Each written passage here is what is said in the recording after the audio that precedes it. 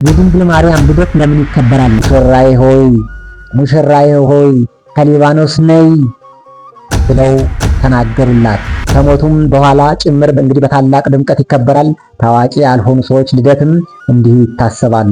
ለሰው ልጅ መዳን ምክንያት የሆነች የአምላክ እናት የተወለደችበት ቀን ምንኛ ሊከበር ይገባው ይሆን? ነቢያት በብዙ ህብረት አምሳል የተናገሩላት ኪዳንም ማብቂያ የሐዲስ ኪዳን መጀመሪያ ይህ ዕለት እንግዲህ ትልቅ ህንፃ የታነጸበት ፍጡር የፈጣሪ ማደሪያ ለመሆን የተዘጋጀበት ዕለት ነው ብሎ የቅዱስ ዮሐንስ መወለድ ለብዙዎቹ ደስታ ምክንያት ከሆነ የድንግል ማርያም ልደት ምንኛ የሚያስደስት ይሆን? በምዕራባውያን አብያተ ክርስቲያናት ዘንድ የተለያዩ ፕሮግራሞችን በማዘጋጀት እመቤታችንን ትንሽ ሐውልት በማቆም 10 ሻማዎችን በማብራት ያከብራሉ ማለት ነው።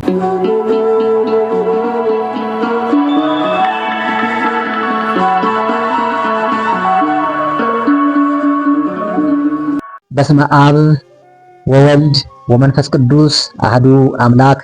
እንደምን አላችሁ ውድ ቤተሰቦቻችን? በዛሬው ፕሮግራማችን እንግዲህ እጅግ አስተማሪ የሆነ ትምህርት ይዘንላችሁ መጥተናል። ላይክ በማድረግ ቻናሉን እንድትጀምሩ እንዲሁም ደግሞ ሰብስክራይብ በማድረግ ቤተሰብ እንድትሆኑን እያሳሰብናችሁ በቀደመው ዘመን በብሉይ የቤተ መቅደስ መታደስ በዓል ላይ ይከበር እንደነበረ መጽሐፍ ቅዱስ ያስረዳናልና ይህ በዓል እስከ ጌታችን ዘመን ይከበር እንደነበር በዮሐንስ ወንጌል ምዕራፍ 10 ከቁጥር 22 ጀምሮ በሐዲስ ኪዳን እውነተኛ የእግዚአብሔር ማደሪያ ቤተ መቅደስ ለሆነችው እመቤታችን በስሟ በዓል ሊደረግላት ይገባልና የጻድቅን መታሰቢያ ለዘላለም ይኖራል እንዳለ ቅዱስ ዳዊት በመዝሙር 111 ቁጥር 7 ላይ በታምረ ማርያምም ላይ በዝርዝር እንደተጠቀሰው እመቤታችን ቅድስት ድንግል ማርያምን 33 በዓላት አሏት። ከነዚህ በዓላት ሁሉ እንግዲህ አስበልጣ የምትወደው በዓለ ልደቷን እንደሆነ በአጼ ዘርዓ ያዕቆብ ዘመነ መንግስት እንግዲህ ከአረበኛ ወደ ግዕዝ በተተካችን በተለያዩ ሀገራትም እንግዲህ ያደረገቻቸው ገቢረ ተአምራት በኢትዮጵያ እንግዲህ ከተፈጸሙት ጋራ አካቶ ያዘው ታምረ ማርያም በዝርዝር ያስረዳናል ማለት ነውና በመጽሐፍ ቅዱስ እንግዲህ ያልተካተቱ ሙሉነት የሌላቸው እንግዲህ ታሪኮች በአዋልድ መጽሐፍትም እንደሚሟሉ ራስ መጽሐፍ ቅዱስ ያስረዳናል ማለት ነውና ወደ ታሪኳ ስንመጣ የእመቤታችን ወላጆች እንግዲህ በአብዛኛው አብያተ ክርስቲያናት ዘንድ ሐናና ኢያቄም በሚለው ስማቸው መጠሪያ ስማቸው ማለት ነው ሲሆን ሐና በቤተልሔም ተወልዳ እንዳደገች ታሪክ ያስረዳናል። በናዝሬት በሌላ ለመስዋዕትነት የሚሆኑ በጎችን የሚያቀርብ ደግሞ እንዲሁ እረኛ የነበረው ኢያቄም አግብታ እንደነበርና ቅድስት ሐና ወደ ቤተ መቅደስ ስትሄድ አርጋብን አይታ ታለቅስ ነበረ። ከብዙ ልመና በኋላ እንግዲህ ቅድስት ድንግል ማርያምን ስለ ሐና ቅድስት ድንግል ማርያምን ግንቦት 1 ቀን በደብረ ሊባኖስ ወልዳለች ማለት ነው። በሊባኖስ ተራራ ስለ ሐና መካንነት ወደ ቤተ መቅደስ ሄደው እንግዲህ መባ ሲያቀርቡ ካህኑ ያልተቀበላቸው መሆኑን በብስራተ መልአክ ልጅ እንደሚወልዱ እንደተነገራቸው እንግዲህ በእኛ በኢትዮጵያ ኦርቶዶክስ ተዋሕዶ ቤተክርስቲያን ግን በቀደምትነታቸው ተጠብቀው የቆዩ ከመሆናቸውም አንጻር ታማኝነታቸው የጎላ መሆኑን ያሳያልና በኢትዮጵያ ኦርቶዶክስ ተዋሕዶ ቤተክርስቲያን መጻሕፍት የእመቤታችን የትውልድ ስፍራ እንግዲህ ሊባኖስ የተባለው ተራራማ ሀገር ነገረው ታሪክ ነው ማለት ነው።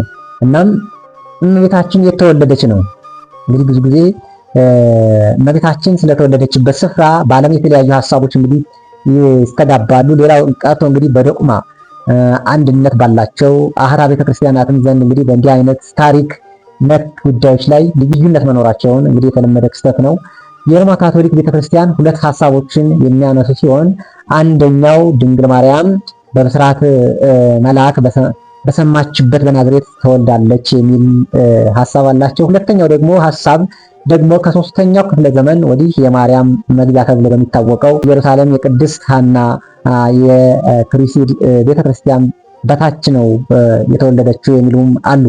እናም የግብፅ ስንክሳር የእመቤታችን የትውልድ ስፍራ በናዝሬት ነው ይላል። የኢትዮጵያ ኦርቶዶክስ ተዋሕዶ ቤተክርስቲያን ግን በቀደምትነታቸው ተጠብቀው የቆዩ ከመሆናቸውም አንጻር ታማኝነታቸው የጎላ መሆኑን ያሳያልና በኢትዮጵያ ኦርቶዶክስ ተዋሕዶ ቤተክርስቲያን መጻሕፍት የእመቤታችን የትውልድ ስፍራ እንግዲህ ሊባኖስ የተባለው ተራራማ ሀገር ነውና ሙሽራዬ ከሊባኖስ ከኔ ጋር ነይ የሚለው እንግዲህ ቃለ ትንቢት በሚስጥርም እንግዲህ የእመቤታችንን መካነ ልደት የሊባኖስ ተራራ ስለመሆኑ የሚጠይቅ እንደሆነ ምስክርነታቸው የታመነ የኢትዮጵያ ኦርቶዶክስ ተዋሕዶ ቤተክርስቲያን ሊቃውንት ያስረዳሉ ማለት ነው እና በመኃልየ 4 ቁጥር 7 ላይ ይህንን ይነግረናል ማለት ነው እና የልደታ ለማርያም በዓል መቼ ነው?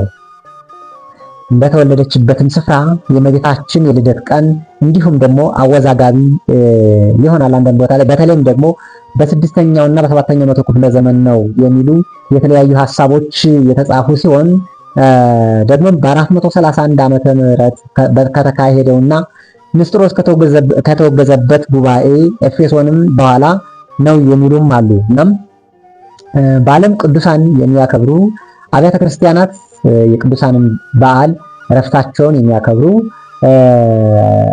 ሲሆን ልደታቸው የሚከበረው እንግዲህ በ3ኛው ደረጃ የመጥምቀ መለኮት ቅዱስ ዮሐንስ፣ በ2ኛ ደረጃ ደግሞ የእመቤታችን የቅድስት ድንግል ማርያም ልደት ነው። እናም በአንደኛ ደረጃ ለስም አጠራሩ ክብሩ ይግባውና የጌታችን የኢየሱስ ክርስቶስ ልደት ነውና የእመቤታችን ልደት በምዕራባውያን አብያተ ክርስቲያናት ዘንድ የተለያዩ ፕሮግራሞችን በማዘጋጀት ዳቦና ኬክ በማዘጋጀት እንግዲህ የእመቤታችንን ትንሽ ሐውልት በማቆም 10 ሻማዎችን በማብራት ያከብራሉ ማለት ነው እና የድንግል ማርያም ልደት ለምን ይከበራል ነው አሁን ዋናው ትልቁ ጥያቄ። በሌሎችም ዘንድ የአማንያን ላይ እየተነሳ ያለው ጥያቄ ነው ይሄ ነገር እና ስለ መጥምቁ ዮሐንስ ልደት በመልአኩ ቅዱስ ገብርኤል አንደበት እንግዲህ በመወለዱ ብዙዎች ደስ ይላቸዋል በማለት ተነግሯል እና በሉቃስ ወንጌል ምዕራፍ 1 ከቁጥር 14 ላይ ቅዱስ ዮሐንስ እንግዲህ የጌታችን መንገድ ጠራጊ የአዋጅ ነጋሪ በመሆኑ ነውና የቅዱስ ዮሐንስ መወለድ ለብዙዎቹ ደስታ ምክንያት ከሆነ የድንግል ማርያም ልደት ምንኛ የሚያስደስት ይሆን? ስለሆነም እንግዲህ የጌታችን ቀን ቀጥሎ የምንደሰትበት ትልቁ ቀን የእርሷ የልደት ቀን ነው ማለት ነው። እናም የቀርጤሱ ቅዱስ እንድርያስ ስለከበረ ልደቷ እንዲህ ብሏልና ይህ በዓል በአዲስና በብሉይ ኪዳን መካከል መገኛ የሆነ ሙስሊሞቹ በእውነታ አሮጌው በአዲስ ቃል ኪዳን ተተኩ። ፍጥረት ሁሉ በደስታ ይዘምራሉ፣ የዚህ ቀንም ደስታ ይካፈላሉ። ይህ መቅደሱን የሰራበት ዕለት ነው። ይህ ዕለት እንግዲህ ትልቅ ሕንፃ የታነጸበት ፍጡር የፈጣሪ ማደሪያ ለመሆን የተዘጋጀበት ዕለት ነው ብሏል። እመቤታችን እንግዲህ ለፀሐዩ መምጣት ማይ በቅድመ አያቶቿ በነቴክታና በጵሪቃ ህልም እንደታየች በሌሊት የታምራት ጨረቃ የብሉይ ኪዳንም ማብቂያ የሐዲስ ኪዳን መጀመሪያ ናትና ልደቷ ለሰው ልጅ ሁሉ ደስታ ነቢያት በብዙ ህብረት አምሳል የተናገሩላት መሰረቶቿ የተቀደሱ ተራራዎች ናቸው። እሰይ ስር በትር ትወጣለች፣ እንግዲህ ከግንዱ ይወጣል። ሙሽራዬ ሆይ ከሊባኖስ ነይ ብለው ተናገሩላት። ቅድስት ድንግል ማርያም እንግዲህ ልደቷ የትንቢታቸው ፍጻሜ ነውና ታላቅ ደስታቸው ነው። ድንግል ማርያም ልደቷ የትንቢታቸው ፍጻሜ ነውና ታላቅ ደስታቸው ነው። በመዝሙር በዳዊት እንግዲህ መዝሙር 86 ቁጥር 1 ላይ እንዲሁም ደግሞ በኢሳይያስ 11 ቁጥር 1 ላይ በዓለም ላይ የብዙ ታዋቂ ሰዎች ልደት ከሞቱም በኋላ ጭምር እንግዲህ በታላቅ ድምቀት ይከበራል። ታዋቂ ያልሆኑ ሰዎች ልደትም እንዲሁ ይታሰባል። ለሰው ልጅ መዳን ምክንያት የሆነች የአምላክ እናት የተወለደችበት ቀን ምንኛ ሊከበር ይገባው ይሆን? እንግዲህ የግንቦት ልደታ በዓል አከባበርን በተመለከተ እነግራቸዋለሁ። ከዚህ በመቀጠል እንግዲህ በቤተ ክርስቲያናችን ትውፊት መሰረት እንግዲህ ሐና እና ኢያቄም ከአይሁድ ለማምለጥ ተሰደው በአደባባይ ሊባኖስ ስር እመቤታችንን ወለዱ ማለት ነው። በወቅቱ እንግዲህ ከቤተ የወጡበት ለሽሽት ነበርና ስንቅ ስላልያዙ እንግዲህ ምግባቸው ንፍሮና ጥራጥሬ ነበረ። ይህንን ትውፊት በመያዝ እንግዲህ በዓሉ ከቤተ ውጭ ንፍሮ እየተበላ ይከበራል ማለት ነው። ሆኖም በበጎ ነገሮች በመያዝ በበዓሉ ከቤት ውጭ እንግዲህ ንፍሮ እየተበላ ይከበራል። ሆኖም በተረዳ ነገር እንዳከብረው የእመቤታችን ረድኤት በረከት አይለየን። ወስብሐት ለእግዚአብሔር። በያላችሁበት ሁሉ ሰላምና ጤና ተመኘሁላችሁ።